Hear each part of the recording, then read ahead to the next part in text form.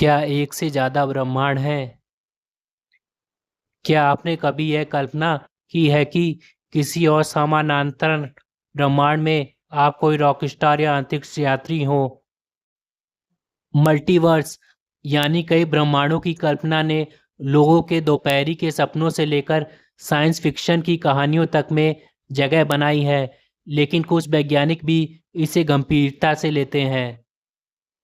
बस फर्क यह है कि यह मल्टीवर्स शायद वैसा नहीं है जैसा हॉलीवुड अक्सर दिखाता है, और असल में यह क्या है, कैसा हो सकता है, इस पर किसी की राय एक जैसी नहीं है।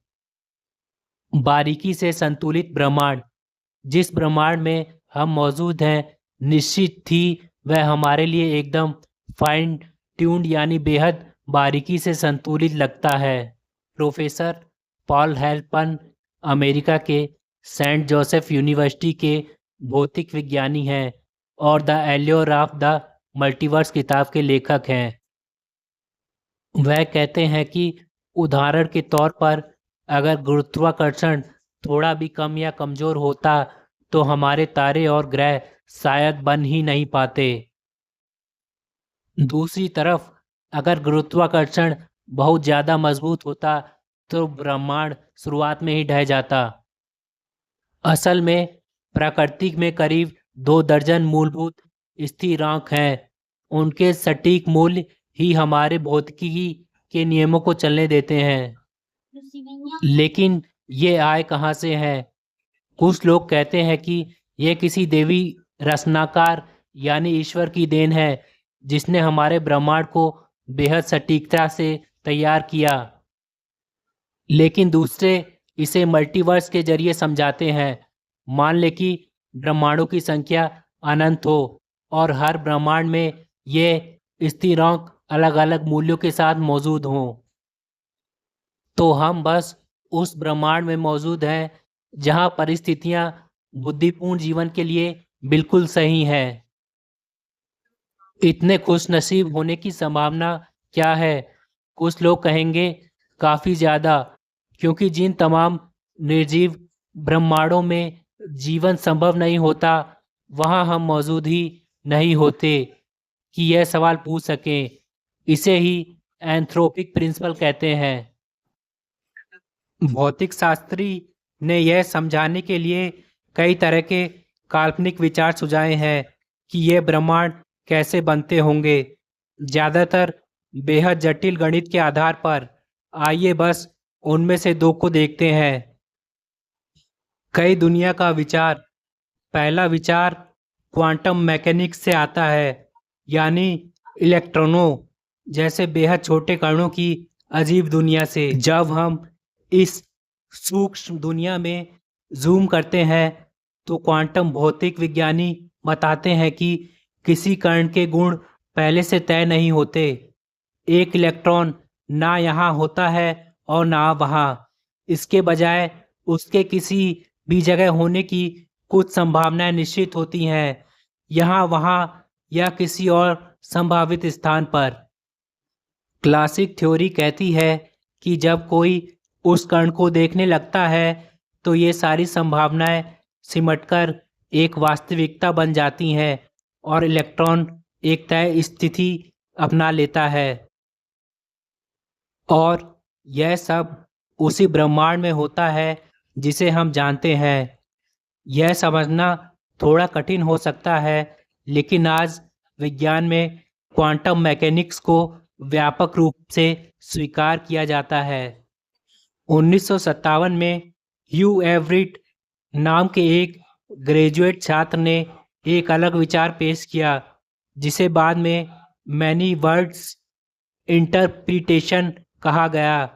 इसके अनुसार एक क्वांटम कण एक तय वास्तविकता ही नहीं अपनाता, इसके बजाय वह एक साथ सभी संभावित वास्तविकताओं में शाखाओं में बढ़ जाता है और हर वास्तविकता अपने अपने अलग ब्रह्मांड में मौजूद होती है। हेल्पन बताते हैं कि जब कोई व्यक्ति इस क्वांटम कण को देखता है, उस व्यक्ति का चेतन अस्तित्व भी बढ़ जाता है। एक संस्करण एक वास्तविकता देखता है और उसके बाकी संस्करण बाकी वास्तविकताएं देखते हैं।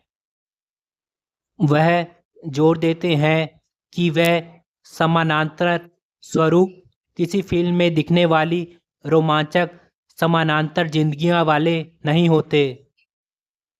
हेल्पन कहते हैं, कल्पना कीजिए कि आप एक फिल्म देखने जाते हैं और फिल्म किसी ऐसे व्यक्ति पर बनी है जो इलेक्ट्रॉन को 0 नैनोमीटर मार्ग पर देखने के बजाय 1 नैनोमीटर मार्ग पर देखता है। ऐसे सूक्ष्म अंतर हॉलीवुड जैसी कहानी के लिए नहीं होते हैं।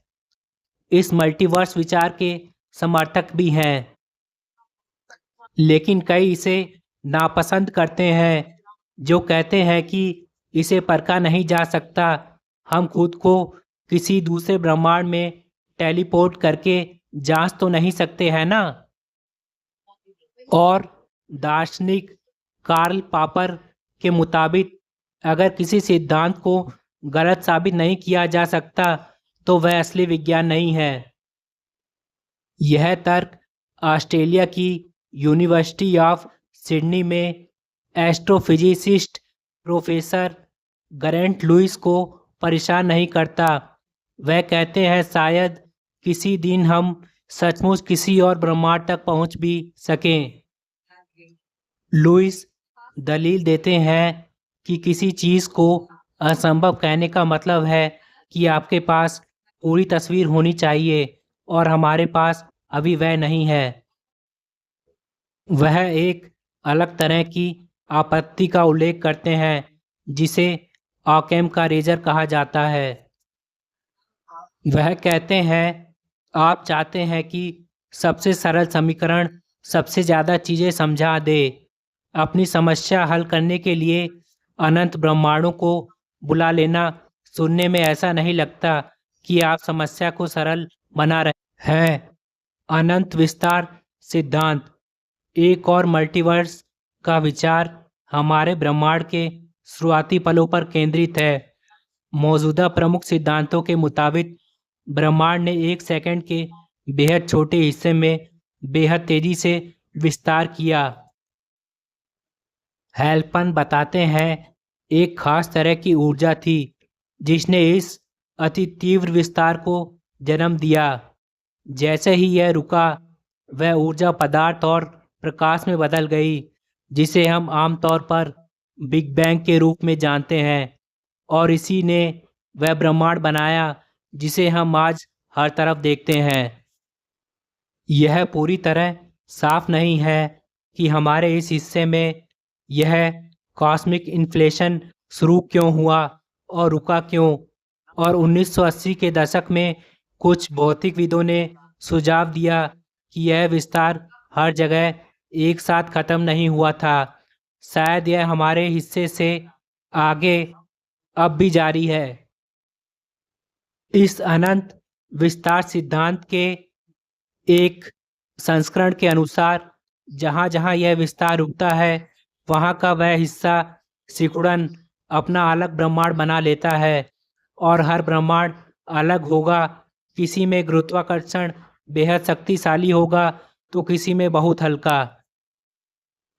लुइस कहते हैं, इनमें से ज़्यादातर ब्रह्मांड पूरी तरह बंजर और निर्जीव होंगे, लेकिन कभी कभी कुछ ब्रह्मांड रहने योग्य भी बन जाते हैं।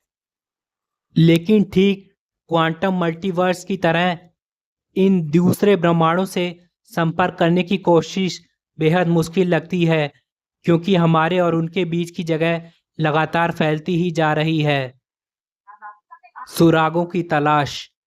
फिर भी मल्टीवर्स के समर्थक कहते हैं कि अगर दो ब्रह्मांड लगभग एक ही समय पर एक दूसरे के काफ़ी करीब बने हों तो संभव है कि वह अलग होने से पहले थोड़ी देर के लिए टकरा गए हों। ब्रह्मांड विज्ञानी ऐसे टकरावों के निशान कॉस्मिक माइक्रोवेव बैकग्राउंड में ढूंढ रहे हैं। यह हमारे शुरुआती ब्रह्मांड की पहली रोशनी के अवशेष हैं। यह अब ठंडे होकर माइक्रोवेव विकिरण में बदल चुके हैं और जिन्हें हम दूरबीनों की मदद से पूरे ब्रह्मांड में देख सकते हैं। हेल्पन के मुताबिक ऐसे निशान एक तरह के बुलसाई या टारगेट के आकार जैसे दिखेंगे। कुछ कॉस्मोलॉजिस्ट ने सीएमबी में मौजूद अजीब सी विशेषताओं पर भी ध्यान दिया, जैसे कथित कोल्ड स्पॉट जो अपने आसपास के मुकाबले असामान्य रूप से ठंडा दिखाई देता है। कुछ का तर्क है कि यह हमारे ब्रह्मांड पर किसी दूसरे ब्रह्मांड के गुरुत्वाकर्षण खिंचाव की वजह से हो सकता है। हेल्पन कहते हैं, जहाँ तक मैं जानता हूँ, जब भी किसी ने ऐसा दावा किया है, दूसरी टीमों ने सांख्यिक विश्लेषण करके कहा है, नहीं, यह दावा टिकता नहीं है। सिर्फ कुछ विचार, अगर हमें सीएमबी में ऐसे निश्चित निशान मिल भी जाए तो क्या वह दूसरे ब्रह्मांडों पर विश्वास करने के लिए काफी होगा, जबकि हमारा कभी सीधे उनसे सामना ना हो पाए। हेल्पन कहते हैं, विज्ञान में कई ऐसी चीजें हैं जहां हम अप्रत्यक्ष सबूतों पर भरोसा करते हैं। उदाहरण के तौर पर हम मानते हैं कि पृथ्वी का केंद्र लोहे और निकेल से बना है, जबकि हम कभी वहां तक गए नहीं हैं। असल में उन्हें दूसरे ब्रह्मांडों का विचार पसंद है। वह कहते हैं, मौजूदा समय में जब तक कोई और बेहतर मॉडल नहीं मिल जाता, मैं खुद को अनंत विस्तार सिद्धांत का समर्थक मानूंगा।